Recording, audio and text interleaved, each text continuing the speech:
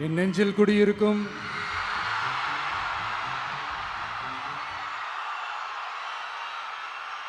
கரூர் சொந்தங்கள், உங்கள் அனைவருக்கும் என்னுடைய வணக்கம்.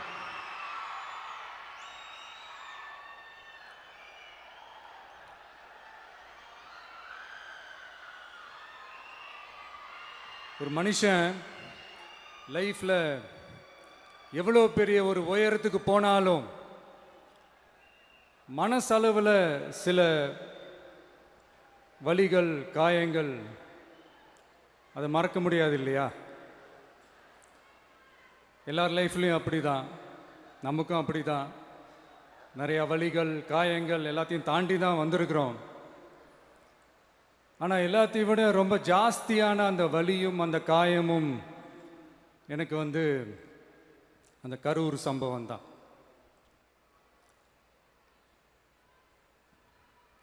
மக்களை சந்திக்கணும், மக்கள் பிரச்சனைகளை எடுத்து பேசணும். அதுக்காக தான் அந்த மக்கள் சந்திப்பு பயணத்தை தொடங்கி திருச்சி, அரியலூர், நாகப்பட்டினம், திருவாரூர், நாமக்கல், கரூர் அப்படின்னு சொல்லிட்டு போயிட்டு இருந்தோம்.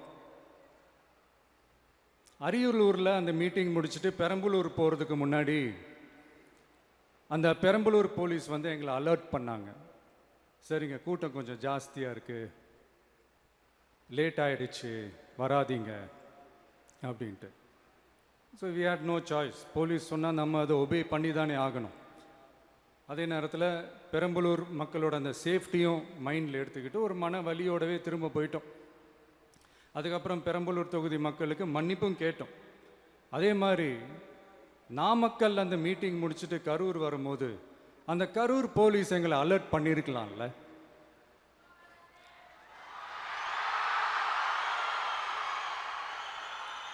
இல்லை சார், இங்கே எதிர்பார்த்ததை விட கொஞ்சம் கூட்டம் அதிகமாக இருக்குது, கண்ட்ரோல் பண்ண முடியல, வராதிங்க.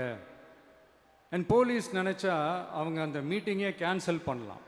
ஏதோ தப்பாக இருக்குது, ஏதோ தப்பாக தோணுது அப்படின்னு நினச்சிட்டாலே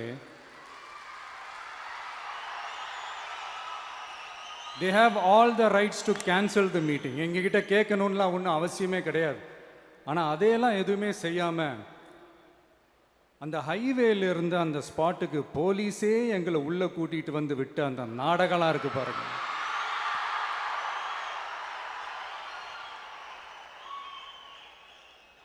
நம்பிட்டேங்க, முழுசாக நம்பிட்டேன்.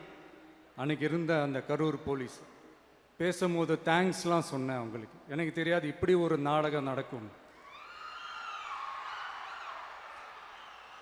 இதுக்கெல்லாம் யார் காரணம்?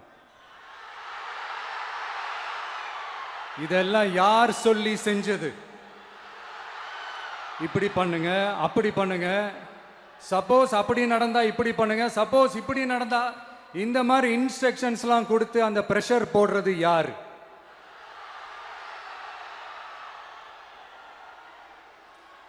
அந்த சம்பவத்தில் நம்ம யாரெல்லாம் இழந்திருக்கோம் தெரியுமா? ஒரு டிவியில் என் படமோ பாட்டோ வந்துச்சுன்னா, அம்மா விஜய் மாமா, அம்மா விஜய் மாமா அப்படின்னு சொல்லி அவங்க அம்மா கிட்ட சிரிச்சுக்கிட்டு அந்த டிவி ஸ்க்ரீனை போய் தொட்டு முத்தம் கொடுத்துக்கிட்டு என் அக்கா தங்கச்சிங்களோட தங்க பிள்ளைகளை இழந்திருக்கோம்யா. மழலை கூட சரியா வராதப்போ ஒரு பேப்பர் மேகசின்ல என் போட்டோவை பார்த்தா அது சிரிச்சுக்கிட்டு அந்த கள்ளங்கபடம் இல்லாத அந்த சிரிப்பு, அந்த கடவுள் மாதிரி இருக்கிற அந்த பச்சை பிள்ளைங்களை இழந்திருக்கோம்யா.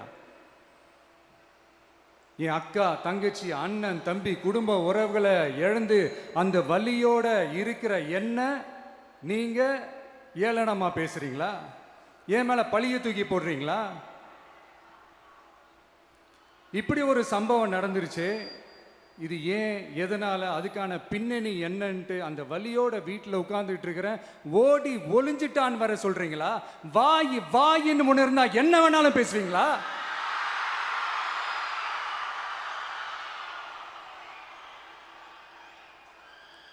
மக்களே, நான் உங்களையே கேட்குறேன். அன்னைக்கு அத்தனை க்ரௌடு இருந்துச்சு, அந்த க்ரௌடுக்கு தகுந்த மாதிரி போலீஸ் பாதுகாப்பு கொடுத்தாங்களா? இந்த இடத்தை எடுத்துக்க சொல்லி நாங்க தான் சொன்னோம்னு ஒரு போலீஸ் ஆபீசர் பேட்டி கொடுக்கிறாரு. அதுக்கு என்ன அர்த்தம்? இவ்வளோ வலி, இவ்வளோ காயங்கள் கொடுத்துட்டு பழியை தூக்கி நம்ம மேல போட்டுட்டு அதுல ஒரு அரசியல் ஆதாயம் தேடுறீங்களேயா? இதுல வாய் கூசாம சட்டசபையில ஸ்டாலின் சார் நம்ம மேல திருப்பி விட்டு அங்க ஒரு அரசியல் செய்றாரு. அதுக்கு என்ன அர்த்தம்? நமக்காக வந்திருக்கிற மக்களை காக்க வைக்கிறதுக்கு நாம் ஒன்றும் ஆதாயம் தேடுற அரசியல்வாதியெல்லாம் கிடையாது. மக்களுக்காக அரசியலுக்கு வந்தவன் இந்த விஜய். எனக்காக எல்லாமும் கொடுத்த என் மக்களுக்காக எல்லாத்தையும் விட்டுட்டு மக்களுக்காக மட்டுமே அரசியலுக்கு வந்தவன் இந்த விஜய். அவங்களுக்காக நன்றி கடன் செலுத்துறதுக்காக மட்டுமே அரசியலுக்கு வந்தவன் இந்த விஜய். உங்களுக்கு தான் இந்த விஜயை பத்தி நல்லா தெரியுமே. ஆனா நம்ம எல்லாருக்குமே இத்தனை வலிகள் காயங்கள் கொடுத்தவங்களுக்கு இந்த 2026 தேர்தலில் தக்க பதிலடி கொடுத்துட்டீங்க. ஆனா அது மட்டுமே பத்தாது மக்களே, அது மட்டுமே பத்தாது. காலகாலத்துக்கும் எழுந்திருக்கவே முடியாத அளவுக்கு நிரந்தரமான ஒரு பதிலடியை நீங்க கொடுத்துக்கிட்டே இருக்கணும்.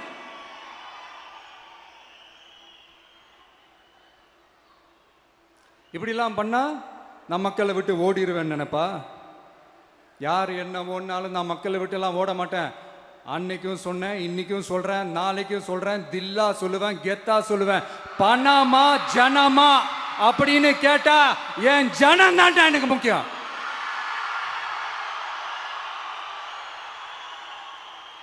மக்களே, உங்களை விட எனக்கு இந்த காசு பணம் முக்கியமா என்ன?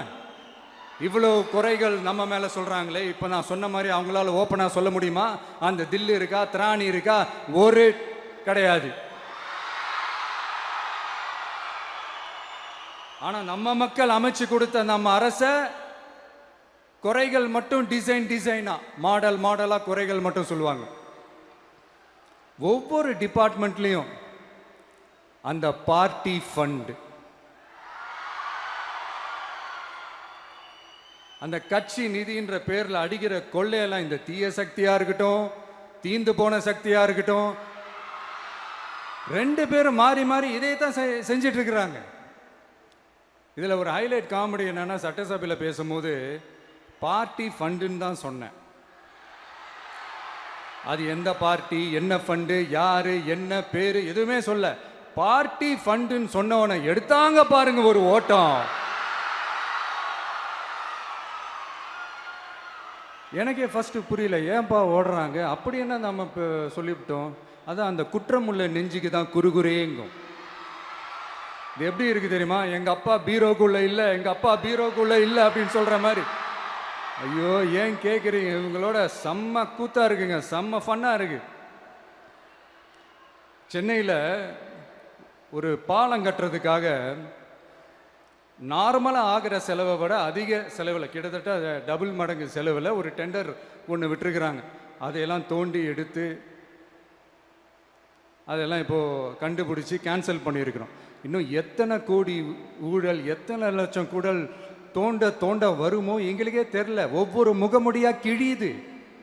ஐயோ, இந்த விஜய் ஒவ்வொரு கதையா எடுத்து வெளியில விட்டுருவான் போலேன்ட்டு திரும்புற பக்கம்லாம் கதறல் கதறல் கதறல். காதலேருந்து ரத்தம் வராத குறை. ஆமா, இப்படி ஊழல் ஊறி போனவங்க இப்படிதான் இருப்பாங்க. இந்த 50-55 நாட்கள்ல அங்க செஞ்ச சில விஷயங்கள்லாம் சட்டசபையிலே எடுத்து சொன்னேன். பட் இங்க ஒரு சில விஷயங்கள் சொல்லணும்னு நினைக்கிறேன். இந்த மின்சாரத்துறையில் இதுக்கு முன்னாடி போட முடியாமல் இருந்த அந்த பதவி உயர்வை இப்போதான் எங்களால் போட முடிஞ்சுது. அதுக்காக ஒரு அக்கா அழுதுகிட்டே ஒரு நன்றி சொன்னாங்களே, அதெல்லாம் உங்கள் கண்ணில் படாது அந்த வீடியோலாம் குறை சொல்கிறவங்களுக்கு. அடுத்து லஞ்சம்லாம் ஒழிக்க முடியாது, ஊழல்லாம் ஒழிக்க முடியாது, அதெல்லாம் பிளட்டிலேயே ஊறி போய் இருக்கு அப்படின்னு சொன்னவங்க போய் ஒவ்வொரு கவர்மெண்ட் ஆஃபீஸாக பாருங்க. ஒரு பைசா லஞ்சம் இல்லை, ஒரு பைசா ஊழல் இல்லை. வேலையெல்லாம் சும்மா டக்கு டக்கு டக்குன்னு நடக்குது. ஒரு பெரியவர் ஒருத்தர் சொல்றாரு, தம்பி வேலையெல்லாம் நடக்குது, ஆனா அதையும் தாண்டி எங்களுக்கு மரியாதை கொடுக்குறாங்க தம்பி, உட்கார வச்சுலாம் பேசுறாங்க. இதெல்லாம் இதுக்கு முன்னாடி நடந்ததே இல்லை. அவனை போய் பாரு, இவனை போய் பாரு, இந்த ஆஃபீஸரை போய் பாருன்னு சொல்லி அலைய விடுவாங்க. இப்போ லஞ்சம் இல்லை, ஊழல் இல்லை, வேலையெல்லாம் உடனே நடக்குது. மக்கள் அப்படி ஒரு பெருமூச்சு ஒன்று விடுறாங்க. அதை பார்த்து நமக்கு அப்படி ஒரு ஹாப்பினஸ். இதுக்கு மேல என்ன வேணும்? ஏன் இதெல்லாம் பண்ண முடியாது? மனசுன்னு ஒன்று இருந்தா பண்ணலாம். இப்ப பண்ணல, அதே மாதிரி இந்த எல்என்டி நிறுவனத்தோட 18,600 crore-க்கு 3 திட்டங்கள் அந்த ஒப்பந்தம் அந்த கையெழுத்து போட்டிருக்கிறோம். கிட்டத்தட்ட 8,200 பேருக்கு வேலை வாய்ப்பு. நான் சொல்கிறது அந்த 3 மாவட்டத்தை சேர்ந்தவங்களுக்கே அவ்வளோ வேலை வாய்ப்பு. குறுவை சாகுபடிக்காக 134 கோடியில் அந்த சிறப்பு தொகுப்பு திட்டம் அறிவிச்சிருக்கிறோம் நம்ம விவசாயிகளுக்காக. இப்போவும் சொல்கிறேன், நம்ம விவசாய பெருமக்களே, உங்களோட இந்த அரசு கூடவே நிற்கும். பெண்கள் பாதுகாப்புக்காக சிங்கப்பெண் அதிரடி படை, அது உங்களுக்கு நல்லா முன்னாடியே தெரியும். வரப்போகிற அறிஞர் அண்ணா அவர்களுடைய பிறந்த நாளில் உங்கள் அண்ணனுடைய அரசில் தாய் மாமன் தங்க மோதிர திட்டம் அறிவிக்கப்படும். இதெல்லாம் கேட்டாங்களே, வாக்குறுதி கொடுத்தீங்களே, என்னாச்சு என்னாச்சுன்னு. இந்த தீய சக்தி மாதிரி ரியல் தாய் மாமன்லாம் கிடையாது, ரியல் தாய் மாமன். எப்படி ரியல் தாய் மாமன்.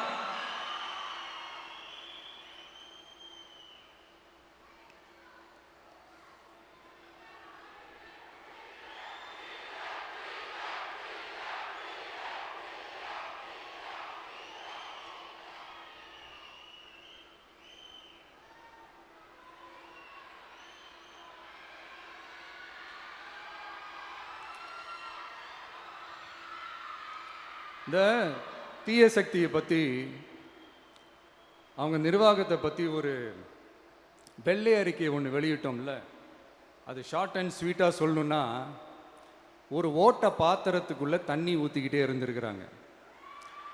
பாத்திரம் எம்டியாகவே இருந்திருக்கு, ஆனால் ஊற்றின தண்ணி தான் எங்கே போச்சுன்னு தெரில.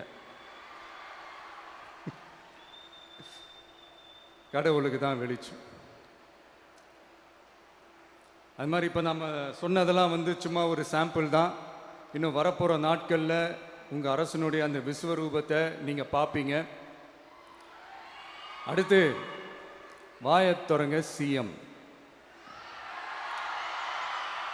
அடாடா, உங்கள் சிஎம் நெஞ்சிலேயே குத்திட்டு வந்தீங்க பாருங்க, அதெல்லாம் வேற லெவல். பேசுங்க பேசுங்கன்றீங்க, பேசுனா எந்திரிச்சு ஓடிடுறீங்க. இனிமேல் பேச ஆரம்பிக்கிறதுக்கு முன்னாடி என்ன பண்ணணும் அப்படின்னா, ஒரு நண்பர் ஒருத்தர் சொன்னார், மாண்புமிகு பேரவைத் தலைவர் அவர்களே, எல்லா டோரையும் இழுத்து லாக் பண்ணுங்க அப்படின்னு சொல்லிட்டு தான் பேச்ச ஆரம்பிக்கணும் போல் இருக்கு. ஏன்னா பேசிருக்கும் போது எந்திரிச்சு ஓடிடுறாங்க. 5 நிமிஷம் பேசினதுக்கே குளத்தூரில் கொத்து பரோட்டா போட்டாங்க. இதுக்கு மேலே பேசினா மொத்தமாக முடிஞ்சிடும், பார்த்துக்கங்க. நாம் அரசியல் பேசினா விஜயெல்லாம் அரசியல் பேசலாமா அப்படிங்கிறது. சரிப்பா, நமக்கு எதுக்கு வம்பு, நம்ம பாட்டுக்கு நம்ம வேலையை பார்ப்போம், எதுக்கு அவங்கள பற்றி பேசிக்கிட்டு அப்படின்னு இருந்தால் விஜய்க்கு அரசியலே பேச தெரில அப்படிங்கிறது. இப்படியே மாறி மாறி மேகதாது அணையை பற்றி என்ன தெரியும், விஜய் அதை பற்றி பேசலை. இப்படி நம்ம அரசியலுக்கு வந்ததுலேருந்தே ஒரு கூட்டம் குறை மேலே குறையா சொல்லிக்கிட்டு, பாட்டுக்கு பாட்டு கச்சேரி எங்களுக்கும் பண்ண தெரியும், பண்ணலாமா? இந்த மேகதாது அணை சம்பந்தமான அந்த வழக்கில் தமிழ்நாட்டோட பெட்டிஷனை சுப்ரீம் கோர்ட் எப்போ ரிஜெக்ட் பண்ணுச்சு? அப்போ யார் ஆட்சியில் இருந்தா? ஏன் ஒழுங்காக வாதாடல? நீங்கள் ஒழுங்காக வாதாடி இருந்தீங்கன்னா அதை ரிஜெக்ட் பண்ணியிருக்க மாட்டாங்கல்ல. ஏன் ஸ்டாலின் சார் வேணும்னே விட்டுட்டாரா? ஏன் இப்படிலாம் கேள்வி கேட்கலாமா? இப்படிலாம் கேள்வி கேட்டால் தான் மேகதாது அணையை பற்றி பேசுனதா அர்த்தமா? ஏன் அந்த ஸ்டேட்டு சிஎம் பேசுகிறாரு, நீங்கள் ஏன் பேசலை அப்படின்னா, நம்ம ஸ்டேட்டோட உரிமையை எங்கே நிலைநிறுத்தணுமோ அதுக்காக வேலை பார்க்குறது மட்டும்தான் முக்கியம். சும்மா சவால் விட்டுக்கிட்டு சீண்டிப்பார், நான் யார் தெரியுமா, தொட்டுப்பார், இப்படிலாம் பேசிக்கிட்டு இருந்தால் வேலைக்கு ஆகாது. சும்மா பேசி பேசி பிரச்சனையை வளர்த்துக்கிட்டு யார் மேலே அது பழியை தூக்கி போட்டுட்டு அப்புறம் மக்களை அம்போன்னு தெருவில் விட்டுட்டு இப்படி தான் ஒரு அரசியல் பண்ணணும்னா அந்த அரசியல் நமக்கு தேவையும் இல்லை, அதை நம்ம செய்யவும் போகிறதில்ல. Talk less work more mode தான், அதுதான் நம்ம பாலிசியே. அதனால தான் சட்டசபையில் அந்த அரசினர் தீர்மானம்னு சொல்லி ஒன்று கொண்டு வந்தோம். அது எப்படி டு டேக் இட் ஃபார்வர்ட், எப்படி கொண்டு போகணுமோ அதை சரியாக செய்வோம். சென்ட்ரல் கவர்மெண்ட்லேருந்து அந்த டீலிமிட்டேஷனை திரும்ப கொண்டு வர போகிறதா ஒரு பேச்சு ஒன்று அடிபடுது. யார் என்ன டீலிமிட்டேஷன் கொண்டு வந்தாலும் தமிழ்நாடு அது ஒத்துக்காது. நமக்கான இடத்தை யாரும் பறிக்கவும் முடியாது, அது பறிக்கவும் விட மாட்டோம்.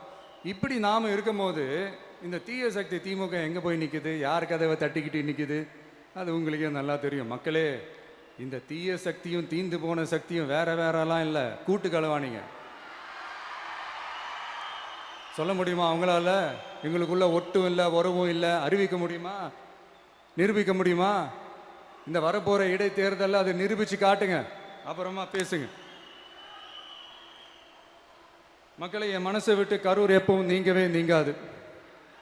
நமக்கு ஏற்பட்ட வேதனையான சம்பவத்தை, நமக்கு எதிராக நடந்த சதிய சூழ்ச்சிய இனி வர்ற ஜென்ரேஷனும் அவங்களுக்கு தெரியப்படுத்தணும்ல. அதுக்காகவே இனி ஒரு அரசியல் சதிய, அரசியல் சூழ்ச்சிய யாரும் யோசிக்கவே கூடாதுன்றதுக்காகவே கரூர்ல ஒரு நினைவு சின்னத்தை நம்ம டிவிகே சார்பா அமைக்கப்படும் அப்படின்றத அறிவிக்கிறோம். அப்புறம் கரூர்ல இருந்து ஒட்டுமொத்த தமிழ்நாட்டு மக்களுக்கும் சொல்றேன், உங்க டிவிக்கு அரசு உங்களுக்காகத்தான் உழைக்கும். ஒரு பக்கம் நிதி நிலைமையை சரி செஞ்சுக்கிட்டே, இன்னொரு பக்கம் அப்படியே நாம சொன்னதில் ப்ரையாரிட்டி பார்த்து ஒவ்வொன்றா படிப்படியாக நிறைவேற்ற ட்ரை பண்ணுவோம். இது எப்பவும் உங்களுக்கான அரசாக தான் இருக்கும். இந்த விஜய் உங்க விஜயா தான் இருப்பான். நீங்க உரிமையோட உங்க கவர்மெண்ட்டை நீங்க அணுகலாம். இந்த தீய சக்தி ஆட்சி முடிஞ்சு பொட்டிக்குள்ளே போனதுலேருந்து என்னென்னமோ பண்ணுறாங்க, இது ஏதோ பேசுகிறாங்க, சோஃபாங்கிறாங்க, வாஷிங் மிஷினுங்கிறாங்க. இந்த அரசியல் வியாபாரம் பண்ணுறதுக்கான அந்த வெண்டிங் மெஷினே அவங்க தான். யார்? இந்த திமுக. இதில் நம்மளை பார்த்து வாஷிங் மிஷினுங்கிறாங்க. எலெக்ஷனில் ஓட்டுக்கு காசு கொடுக்குற அந்த கலாச்சாரத்தையே, அந்த கல்ச்சரை அடித்து நொறுக்கி இருக்கிறோம். எலெக்ஷன்லேயே அப்படி வேலை பார்த்தோம் நாம. நமக்கு எதுக்கு இந்த குதிரை, கழுதை, ஒட்டக பேரெல்லாம்? மக்களின் பக்கம். அப்படி இருக்கும்போது நமக்கு எதுக்கு இந்த பேரெல்லாம்? இந்த திருட்டு திமுக ஆட்சியை வச்சுக்கிட்டு ஊரடிச்சு ஒலையில போட்டு இந்த கொள்ளையை அடிச்சதுனால தான் உங்க கரூர் கம்பெனி ஓனர் ஒருத்தர் எங்க எங்க இருக்காருன்னே தெரியாம ஓடு ஓடு ஓடு ஓடு ஓடு ஓடு ஓடு ஓடு வராம் பாரு வேட்டக்காரன் ஓடினே இருக்கிறாரு. இன்னொருத்தர் ஃபாரின்ல போய் ஒளிஞ்சுக்கிட்டார். ஃபாரின் ஸ்டாலின் சார் நினைச்சிட போறீங்க, அவர் இல்லை. எனக்கு எப்பவுமே ஸ்டாலின் சார் மேல ஒரு தனி பாசம் ஒன்று உண்டு. அவர் கிடையாது, இவர் வேற. சிங்கப்பூருக்கு செக்கப்புக்கு போனார்ல அவரு. இன்னும் தோண்ட தோண்ட எத்தனை பேர் மாட்ட போறாங்களோ தெரியல. உங்ககிட்ட யாராவது லஞ்சம் ஏதாவது கேட்டாங்கன்னா கொடுக்க முடியாது சொல்லுங்க, நான் இருக்கேன் உங்களோட. அப்படியே யாராவது ஃபோர்ஸ் பண்ணாங்கன்னா, இது எங்க மகன், எங்க புள்ள, எங்க அண்ணன், எங்க தம்பி, எங்க விஜய், எங்க விஜயோட ஆட்சின்னு ஸ்ட்ராங்கா சொல்லுங்க. மக்களை, நீங்க கூட இருக்கும் போது லஞ்ச ஊழல் மட்டும் இல்ல, அதிகாரத்தை வச்சு ஆட்டம் போடுற யாரா இருந்தாலும் அடங்கிடுவாங்க. இந்த கடமை, கண்ணியம், கட்டுப்பாடுன்ட்டு ஒரு காலத்துல கொள்கையோடு இருந்த கட்சியெல்லாம் இன்னைக்கு எப்படி இருக்கான்னு உங்களுக்கே தெரியும். அதாவது இந்த டிவிகே கட்சியோட தலைவரை எதிர்க்கிறதுல ஒரு நியாயம் இருக்கு. ஏன்னா உங்க பொழப்புல மண்ணள்ளி போட்டான். என்ன, இந்த ஊழல் லஞ்சம்லாம் பண்ண மாட்டேன்னு சொல்லி உங்க அரசியலே ஒரு தெருமுனைக்கு கொண்டாந்து விட்டான். மக்கள் வேற அவனை தான் நம்புறாங்க. ஸோ இந்த விஜயை எதிர்க்கிறதுல ஒரு அரசியல் நியாயம் இருக்குது, அது புரிஞ்சுக்கலாம். ஆனால் இன்னைக்கு இந்த விஜயை மக்கள் ஓட்டு போட்டு ஜெயிக்க வச்சு ஒரு தீர்ப்பை கொடுத்து மக்களுக்காக வேலை செய்யறதுக்காக முதலமைச்சராக உட்கார வச்சிருக்கிறாங்க. என்னமோ இன்னமும் நீங்க தான் ஆட்சியில் இருக்கிற மாதிரி. விஜய் கரூருக்கெல்லாம் போகக்கூடாது, விஜய் இங்க போகக்கூடாது, அது செய்யக்கூடாது, இது செய்யக்கூடாதுன்னு எனக்கு புரியலையே. ஆட்சியில் இருக்கும் போது தான் இவ்வளோ கட்டுப்பாடெல்லாம் போட்டீங்க, எஸ்ஓபிஸ்லாம் போட்டீங்க, ஸ்டாலின் சார் ஆப்ரேட்டிங் ப்ரொசீஜர்லாம் போட்டீங்க. இப்போவும் அதே பண்ணிட்டு இருந்தீங்கன்னா என்ன சார் நியாயம்? இல்லை, நான் தெரியாம தான் கேட்குறேன். இன்னும் கனவுலையே இருக்கிறீங்களா? முதல்ல முழிச்சு வாங்க, ரியாலிட்டிக்கு வாங்க. உங்க ஆட்சியெல்லாம் வீட்டுக்கு போய் டிவிக்கேன்னு ஒரு ஆட்சி வந்து ரொம்ப நாள் ஆச்சு. ஒழுங்கா படி என்று சுப்ரீம் கோர்ட் ஓங்கி மண்டேலியே நறுக்கு நறுக்கு நறுக்கு என்று செம்மட்டியாலே அடிச்சும் இந்த திமுக முழிச்சிக்கல அப்படின்னா அப்போ கொஞ்சம் கஷ்டம்தான். வெற்றி தோல்வியெல்லாம் அரசியலில் சகஜம் சார். அதுக்காகலாம் வெறி பிடிச்சி இந்த பதவி வெறி பிடிச்செல்லாம் அலைய தேவையில்லை. நல்ல விதமாகவே சொல்கிறேன், நியாயமான அரசியல் பண்ணுங்க. ஓ, அதுதான் உங்களுக்கு தெரியாதுல்ல. இந்த தீய சக்தி திருத்தவும் முடியாது, அவங்களா திருந்துவாங்கன்னு பார்த்தா அதுவும் நடக்க போறதில்ல. அதனால வரப்போற இடைத்தேர்தல மக்களே, இந்த தீய சக்தி திமுகவை நல்லா வெச்சு வெளுத்து விடுங்க. கான்பிடண்டா இருங்க மக்களே, நல்லதே நடக்கும், வெற்றி நிச்சயம். மீண்டும் சந்திக்கும் வரை நன்றி, வணக்கம்.